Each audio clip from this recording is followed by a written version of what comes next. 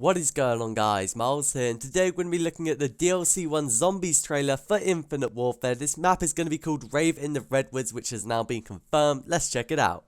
The Rave in the Redwoods is a trip back to the 1990s to a place that is such a stark contrast from what we did in Zombies in Spaceland. I think players are in for a real surprise. We made them really comfortable in Spaceland by opening up lanes, making it bright and colorful.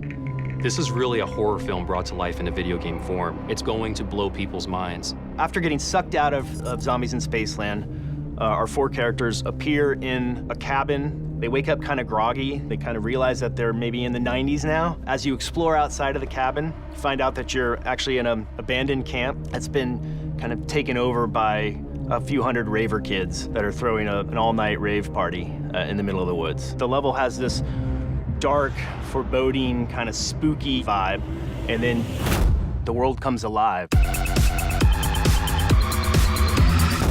There's new weaponry, there's new fate and fortune cards coming, new traps within the map. Our cast of characters are getting a whole new wardrobe change. We're gonna introduce a new character named the Slasher. There's so much more to tell. We can't wait for people to get a chance to experience what it's like to be in Rave in the Redwoods. People are in for a real treat.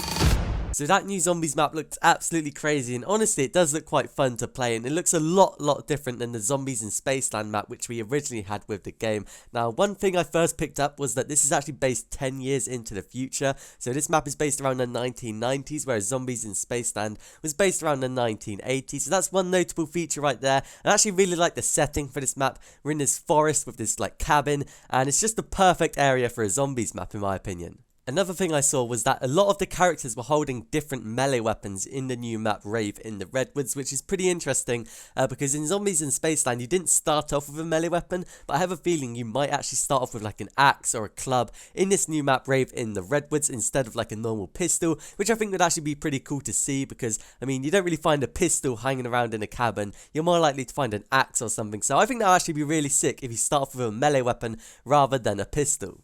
At first I thought this was a bit of a spooky map and that it would be very similar to like Shino Numa or Mob of the Dead because it was like super dark, you can't really see where you're going, and also it seems to be really close quarters which will make it really hard to train the zombies. But then when they turn on the power, I think that was, like a ton of lights just come on, and it reminds me very similar to Zombies in Spaceland, and it sort of got rid of that like spooky element in my opinion, which is a kind of a shame.